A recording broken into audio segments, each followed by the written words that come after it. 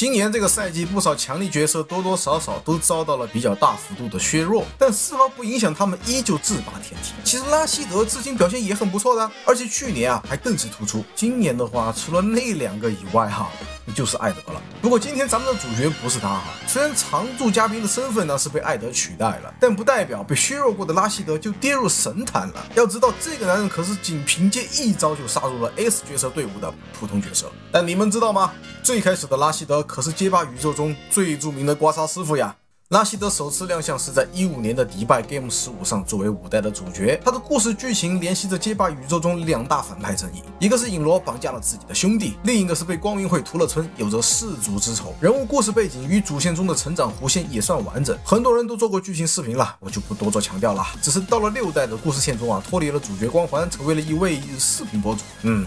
就像我一樣。那麼拉希德在遊戲中的表現啊，可以說是當時十分特別的存在。因為街霸這個遊戲基本上你是找不到什麼人前是跑步的，唯獨拉希德啊就是這樣的角色，並且飛行道具在當時的16人版裡也是和方與達爾西一樣很特別的角色，而且出版也就只有拉希德的 VT 能產生長時間持續向前又有攻擊判定的飛行道具。看着這些一眼就可能覺得老帥了，很多千奇百怪的招式都被設計出來，在遊戲裡的表現一定不錯，在當時作為怪人殺手應該問題不大吧。結果實際上這款遊戲發售後1年左右的時間裡，拉希德的地位啊，可以說是一直都是那種地中子弟啊。拉希德在出版很多拳腳還沒有進行優化，連段選擇算不上多了，同時招式傷害也低，所以就導致這個角色除了保持最基本的機動性以外，就沒有其他太多突出的地方。哪怕你開了 VT， 說句玩笑話，哥們兒又不是在打街霸6，你那個龍捲風怕是用電風扇吹出來的，沒有什麼殺傷力啊。結果在 S2 開始，拉希德拳腳傷害被小削弱，但判定開始加強，幾乎所有招式的傷害與收益都得到了質的提升，一直加強啊，直到 S3.5 開始大幅度削弱。所以就是在 S2 到 S3.5 這個時間點上，本來機動性就高，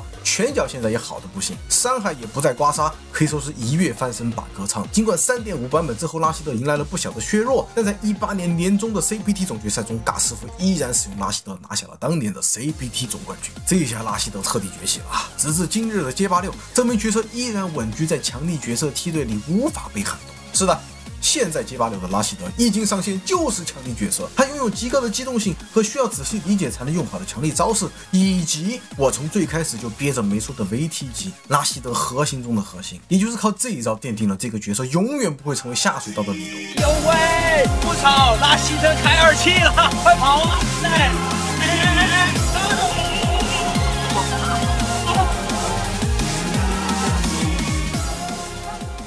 拉希德的龍捲風不僅是作為一個持續前進的飛行道具，它還會為玩家經過旋風時獲得一個強化效果。無論你是前後還是特殊技必殺技，都能進行一次有力的強化。說白了，它的歐迪反搖和波動蓄力都會直觀的出現一個沒有攻擊判定的小旋風。在這個小旋風持續的過程中，使用招式就能享受在開啟龍捲風時享受的強化效果。所以6代在設計的時候，明顯就是着重圍繞着這一個設定組織戰術，尤其是在開啟龍捲風之後，對手面臨的壓力是難以比擬的。街霸6 S2 之前的龍捲風打中的情況下還能回收資源，還有一些招式打完之後游離針也十分不錯。我光是把這幾個設定帶入進任何一個角色的話，都是不用想象的強。所以這個設定奠定了拉希德注定成為6代的強力角色，但同樣他的進攻套路也是6代裡獨一份的眼花繚亂。首先，拉希德延續了前作高機動性的設定，無論是綠衝還是前都是肉眼可見的快，推板和換邊的能力也是遊戲中十分強力的存在。哪怕不是在角落，稍微有點距離的位置，拉希德都可以開始他的地獄中下折。